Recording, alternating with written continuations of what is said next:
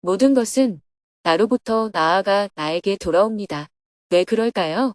2025년 2월 24일 100일 법문 8일째 열린 법회 사각. 안녕하세요. 오늘은 법륜 스님의 100일 법문 8일째 날입니다. 이번 주는 본 강좌가 시작되기 전에 여는 강좌가 열리는 주간입니다. 오전에는 천일결사 수행법을 주제로 열린 법회가 열리고 저녁에는 소심경을 주제로 열린 법회가 열립니다. 스님은 새벽 수행과 명상을 마친 후 정토사회문화회관으로 향했습니다. 3층 설법전에서는 오전 9시에 사시의 불을 정성껏 올린 후 열린 법회를 하기 위해 자리 정돈을 하고 있었습니다. 10시 15분이 되자 삼귀이와 반야심경을 봉독하며 열린 법회를 시작했습니다. 150여 명의 대중들이 자리한 가운데 삼배의 예로 스님에게 법문을 청했습니다. 오늘부터는 정토회 회원들이 매일 아침마다 1시간씩 수행하는 방법인 천일결사 수행법을 주제로 열린 법회가 열립니다.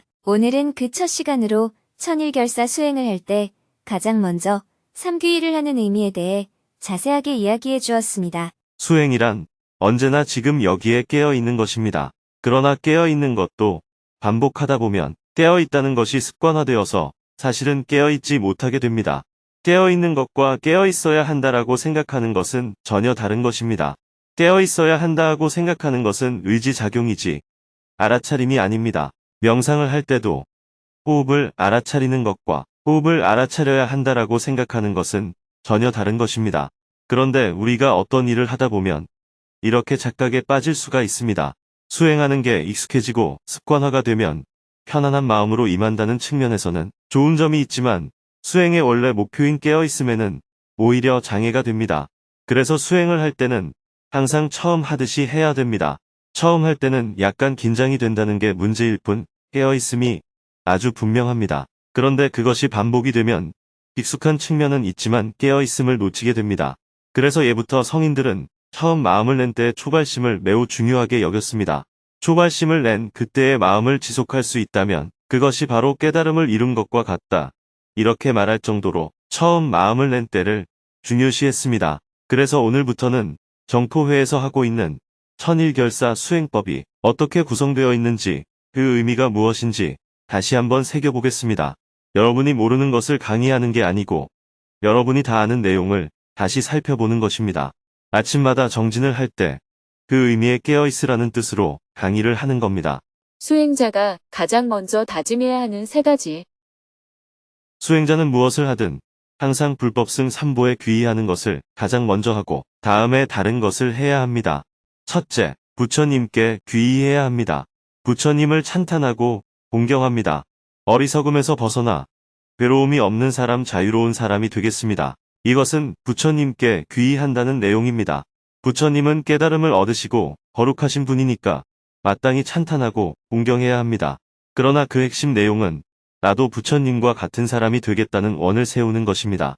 즉 나에게 있어서 부처님께 귀의한다는 의미는 어리석음에서 벗어나서 괴로움이 없는 사람, 자유로운 사람이 되겠다는 것입니다.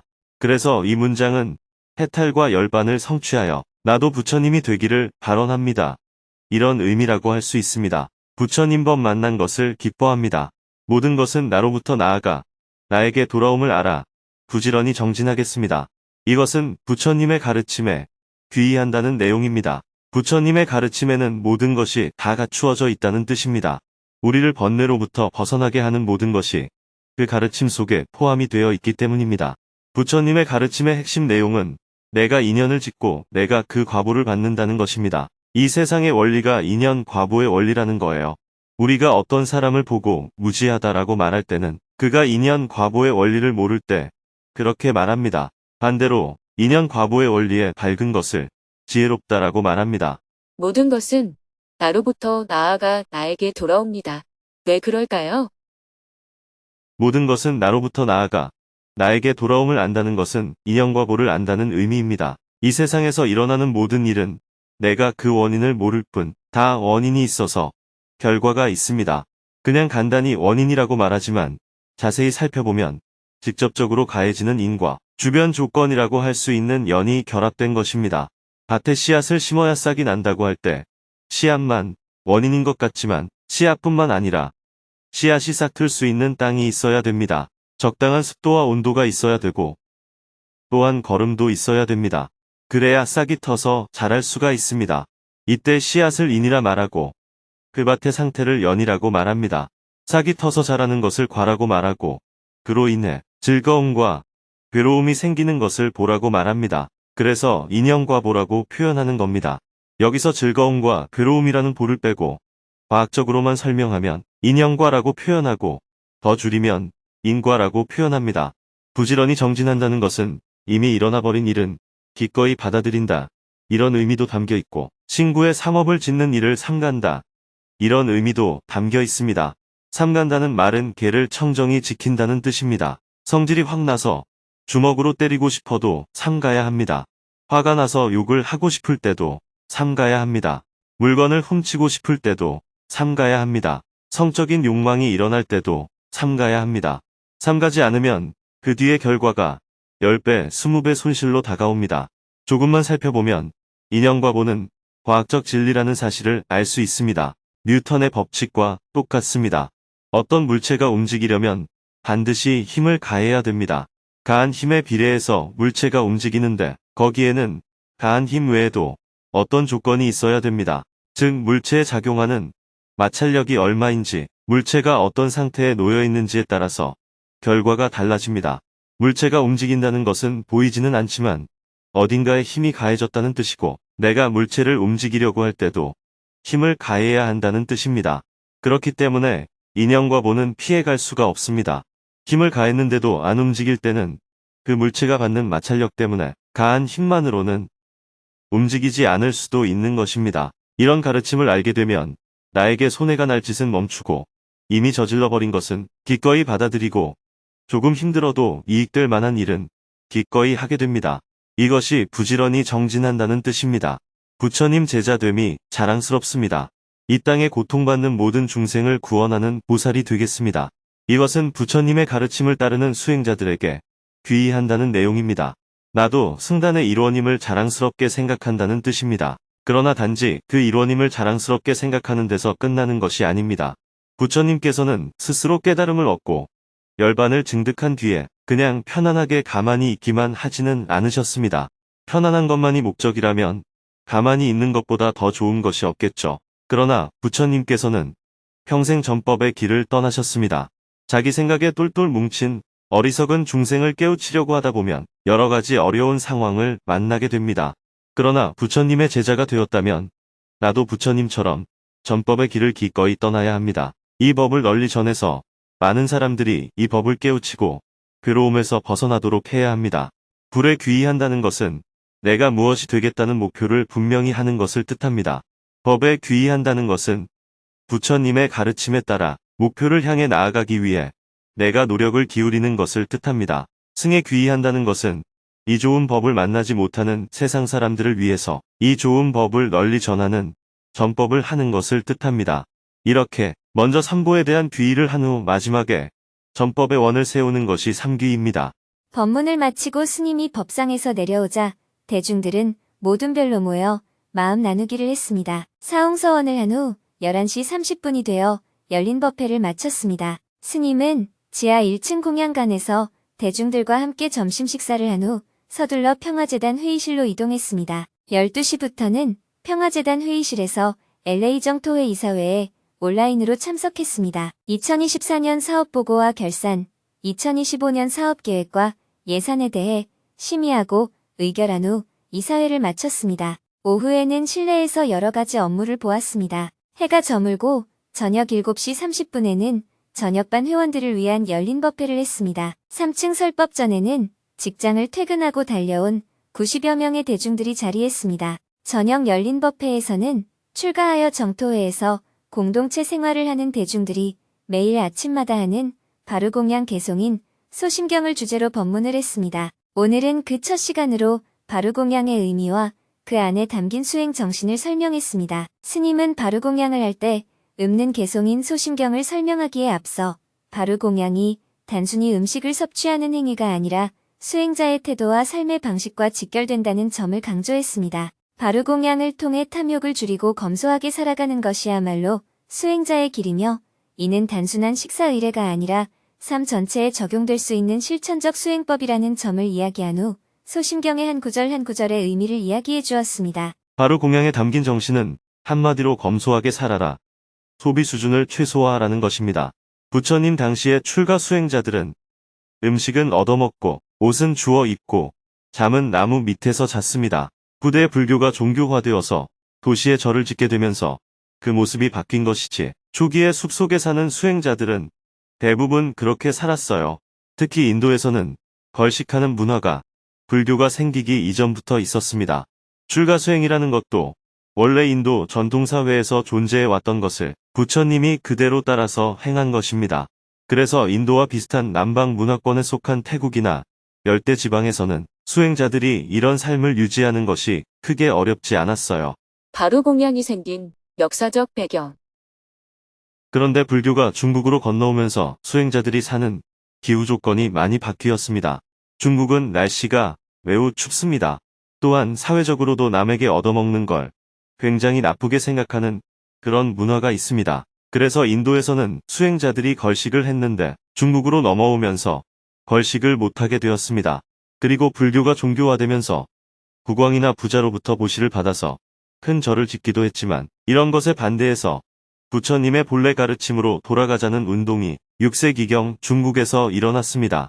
그게 바로 선불교예요. 수행하는 사람들끼리 모여 사니까 밥하는 사람이 따로 없었습니다. 공양 짓는 사람에게 월급을 주는 것도 없었고 집 짓는 사람도 따로 없었습니다. 불상을 만드는 사람도 따로 없었고 쌀을 갖다 주는 사람도 따로 없었습니다.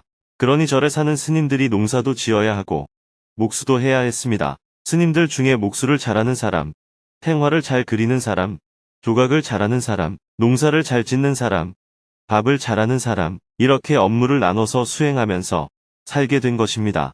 밥을 먹을 때는 걸식을 하듯이 검소하게 살겠다는 마음가짐을 담아 개송을 읊으면서 가슴에 새겼습니다. 그것이 바로 소심경입니다. 수행자가 밥을 하고 집을 짓고 농사를 지으며 살다 보면 자칫 세속적인 생활로 흘러갈 위험이 있기 때문에 굉장히 경계한 것입니다. 절에서 밥을 해 먹더라도 걸식하는 것과 같은 형식을 취한 거예요. 이런 생활을 선불교가 처음 시작했느냐? 그건 아니에요. 선불교 이전의 율종에서도 있었습니다. 그러나 지금 우리가 하는 이런 바루공양은 대부분 선불교에서 어느 정도 정형화된 것입니다. 바루공양을 할 때는 어떤 마음으로 해야 하는가? 바루공양을 할 때 어떤 마음으로 해야 하는지를 글로 써놓은 것이 소심경입니다. 그런데 경자를 붙이니까 마치 부처님이 직접 말씀을 하신 내용 같지만 그런 것은 아니에요. 물론 그 구절 안에는 부처님의 말씀도 있습니다만 우리가 밥을 먹으면서 마음에 새겨야 할 글귀를 만들어 놓은 것이라고 이해하시면 됩니다. 수행자는 음식을 먹을 때 최소로 먹어야 합니다. 그리고 음식에는 많은 사람의 노고가 깃들어 있기 때문에 그냥 먹기만 하면 다 비치는 게 됩니다. 그러니 내가 오늘 이 음식을 먹을 자격이 있는지 스스로 점검을 해야 합니다. 만약 내가 이 음식을 먹을 자격이 부족하다면 정진을 더 열심히 하든 일을 열심히 하든 그에 상응하는 노력을 해야 하는 겁니다. 이렇게 늘 자기를 살펴야 한다는 것이 소심경의 핵심 내용입니다.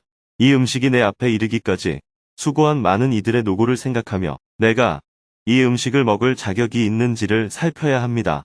그리고 이 음식을 먹은 다음에는 수행 정진에서 깨달음을 얻어 중생들에게 회양하겠다 하는 입장을 아주 분명히 해야 합니다. 그리고 나는 지금 배불리 먹지만 배고픈 사람을 생각하면서 조금이라도 내가 먹는 음식을 덜어서 배고픈 사람과 같이 나눠 먹겠다는 내용도 들어 있습니다. 바루공양이라고 할 때 발은 발다나라는 인도 말에서 왔습니다. 적당한 양이라는 뜻이에요. 즉, 발은 번역하면 응량, 적당한 양이라는 뜻이에요. 우는 중국말로 밥그릇을 뜻하는 우자입니다. 두 글자를 합해서 바루란 적당한 양을 담는 그릇, 이런 뜻이에요. 그래서 바루라고 부르기도 하고 응량기라고 번역하기도 합니다. 그러면 충분한 양이라고 하지 않고 왜 적당한 양이라고 했을까요? 적당한 양의 기준은 내가 생존하는데 필요로 하는 최소의 양입니다. 그게 수행자에게 적당한 양이에요. 남아서 버려도 안 되지만 많이 먹어 살쪄도 안 된다는 얘기입니다. 음식을 너무 적게 먹으면 병이 나거나 삐쩍 마르거나 해서 수행을 지속할 수가 없습니다. 수행을 하려면 몸이 있어야 하잖아요. 이 몸을 유지하는 최소한의 음식이 적당한 양입니다. 그 적당한 양을 담는 그릇이 바루입니다. 바루를 짚고 펼 때 가슴에 새겨야 할 내용.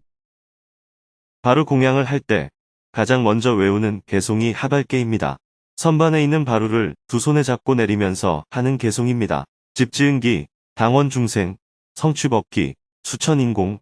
내가 바루를 집어가지면서 중생이 법기를 성취하여 사람과 신들의 공양을 받기를 발언한다는 뜻입니다. 중생이 법기를 성취한다는 것은 중생이 깨달음을 얻는다는 것을 말합니다. 사람과 신들이 마땅히 공양을 올리고 공양을 받을 자격이 있다는 것을 은공이라고 했죠. 그런 자가 바로 아라한입니다. 내가 이 바루를 딱 집으면서 모든 중생이 깨달음을 얻도록 하겠다고 원을 세우는 것입니다. 여기에서 중생이라는 것은 나를 말하기도 하고 모든 중생을 말하기도 합니다. 그래서 이 문장은 내가 수행 정진해서 깨달음을 얻어 사람과 신들의 공양을 받는 아라한이 되겠다는 의미가 있는 겁니다. 밥을 먹는 이유가 깨달음을 얻기 위해서라는 것을 가슴에 새기는 거예요. 이제 바루를 들고 와서 자기 자리에 앉습니다. 대중이 모두 자리에 앉으면 죽비를 3번 치고 다시 죽비를 1번 치면 회발계를 합니다. 회발은 바루 공양이 어디서부터 시작되었는지 회상한다는 뜻입니다. 불생갑이라, 성도 마갈다, 설법바라나, 인멸굿이라. 바루 공양은 부처님으로부터 시작되었습니다. 그래서 부처님을 한번 돌이켜 생각해보는 거예요. 부처님이 열반에 드실 때 아난다 존자가 우리는 늘 부처님을 생각했는데 부처님이 안 계시면 누구를 생각해야 합니까? 하고 물었습니다. 그러자 부처님께서 사성지를 생각해라 하고 대답하십니다. 그래서 바루 공양을 할 때도 가장 먼저 사성지를 생각합니다. 사성지는 부처님이 태어나신 곳, 부처님이 깨달음을 얻으신 곳, 부처님이 처음으로 설법하신 곳, 부처님이 열반에 드신 곳을 말합니다. 그 다음에 바루를 펴니다. 바루를 펼 때 외우는 개송이 전발계입니다. 열의 응량기, 아금득부전, 원공일체중, 등삼륜 공적. 부처님께서 주신 이 바루를 지금 얻어서 편히 원컨대 일체의 무리들이 다 함께 삼륜이 공적하기를 원한다는 뜻입니다. 삼륜이란 보시를 하는 자, 보시를 받는 자, 보시하는 물건, 이 3가지를 말합니다. 공적하다는 것은 청정해서 아무런 흠이 없다는 뜻입니다. 보시를 하는 사람도 깨끗한 마음으로 해야 하고 보시를 받는 사람도 깨끗한 마음으로 받아야 하고 보시하는 물건도 필요에 맞는 물건일 때 삼륜이 공적하다고 말합니다. 보시를 하는 사람이 뇌물처럼 제공한다면 청정하지 못한 겁니다. 보시를 받는 사람이 필요 없는 걸 받는 것도 청정하지 못한 겁니다. 보시하는 물건이 수행에 딱 도움이 되는 것이 아니라면 그것도 청정하지 못한 겁니다. 배가 고픈 사람에게 주는 음식이라든지 옷이 없는 사람에게 주는 의복이라든지 아픈 사람에게 주는 약이라든지 이렇게 딱 필요한 것이 아니거나 수행과 관계없는 물건을 보시하는 것도 청정하지 못한 겁니다. 3가지가 모두 청정한 삶을 살겠다고 발언하면서 바루를 펴는 것이 전발계입니다. 다음 문장은 내일 강의 시간에 이어서 하겠습니다. 법문이 끝나자 대중들은 모든 별로 모여 마음 나누기를 하고 스님은 설법전을 나와 정토회관으로 향했습니다. 내일은 100일 법문 9일째 날입니다. 오전에는 천일결사 수행법을 주제로 열린 법회가 이어지고 오후에는 필리핀 JTS 이사회와 필리핀 정토회 이사회에 온라인으로 참석하고 저녁에는 소심경을 주제로 열린 법회가 이어질 예정입니다.